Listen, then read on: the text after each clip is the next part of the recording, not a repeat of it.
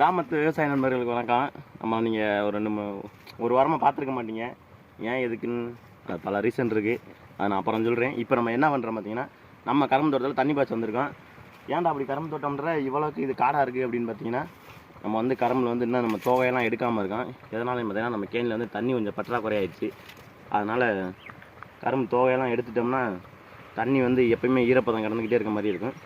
தோகையெல்லாம் எடுக்காமல் இருந்தீங்கன்னா 4 நாளைக்கு ஒரு தடவை நம்ம பாய்ச்சலாம் தண்ணி. அதனால் நல்ல ஈரப்பதம் அப்படியே இருக்கும். அதனால தான் நம்ம இன்னும் தோகை எடுக்காமல் இருக்கோம். இப்போ நம்ம கரும்பு எவ்வளோக்கு வளர்ந்துருக்குன்றதை பார்ப்போம். கரும்பு நல்லாவே தோகை நம்ம ஹைட்டுக்கு வளர்ந்து வந்துருச்சுங்க. இப்போ மொழி எவ்வளோக்கு வச்சுருக்குன்றதை பார்த்துருவோமா? வாங்க பார்த்துடலாம். உங்களுக்காக நான் தோகை அஞ்சு மொழியை காட்ட போகிறேன். பாருங்கள் எப்படி இருக்குன்றத. வாங்க பார்ப்போம்.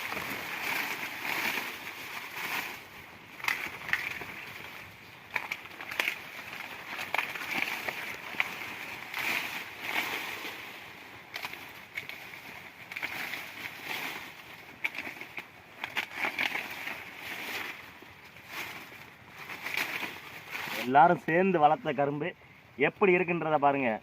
இன்னுமே இதை நல்லா பெருசாக வளர்த்து